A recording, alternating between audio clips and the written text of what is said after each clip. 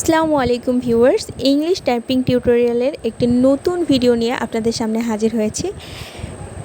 আমার মনে হচ্ছিল অনেক দিন ধরে যে আমি যখন টাইপিং শিখছিলাম তখন আসলে আমার যে জিনিসগুলা মনে হয়েছে যে এই জিনিসগুলা বা এই উপকরণগুলো থাকলে আমি হয়তো খুব দ্রুত শিখতে পারতাম। তো ওই সময় আমার কাছে কিছু গোছানো জিনিসের দরকার ছিল। তো ওইটা আমি আসলে ঠিকভাবে পাই নাই। তো আমার মনে হয়েছে যে এইটার উপর আমি একটা সহজ করে আপনাদের সামনে যেন উপস্থিত করতে পারি বা উপস্থাপনা করতে পারি, সে কারণে এই ভিডিওটা আমার আসলে তৈরি করা।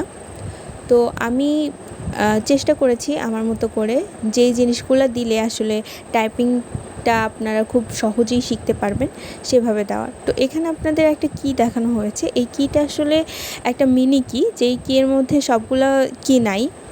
এটা ল্যাপটপে অনেক ক্ষেত্রে ইউজ করা হয়ে থাকে।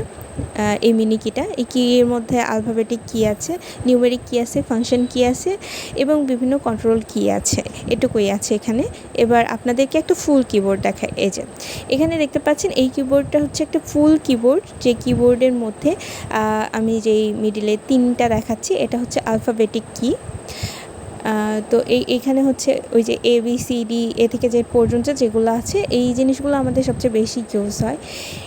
এইটা হচ্ছে আলফাবেটিক কি। আর এই সামনে যেটা অংশ দেখাচ্ছে এটা হচ্ছে নিউমেরিক কি, তার উপরে আছে ফাংশন কি 12টা।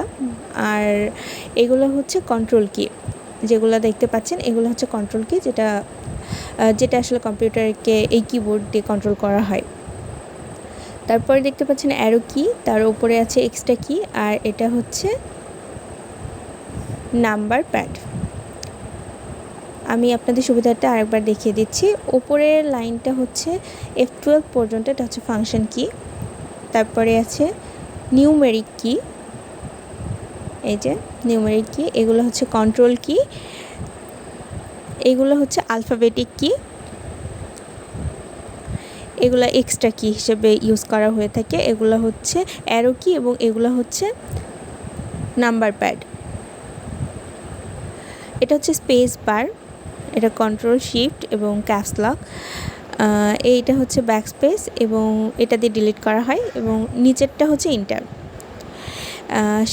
স্পেস দিয়ে আমরা তো স্পেস দিই, এটা আশা করি আপনারা জানেন। এরপরে আছে হচ্ছে কন্ট্রোল কি, তারপর শিফট কি চেপে ধরে আমরা ক্যাপিটাল লেটার স্মল লেটার করতে পারি ছেড়ে দিয়ে। তারপরে ক্যাপস লককে চাপ দিলে আমরা ক্যাপিটাল লেটার করতে পারি, কনভার্ট করতে পারি। তো এগুলো আমরা ইউজ করতে পারি। তো এটাই ছিল হচ্ছে কিবোর্ডের ইউজের যেই ফাংশনগুলো, একটা হচ্ছে কিবোর্ডের ফাংশন। এগুলো আপনারা মুখস্থ করে ফেলবেন। এটুকুই ছিল আজকে। ধন্যবাদ।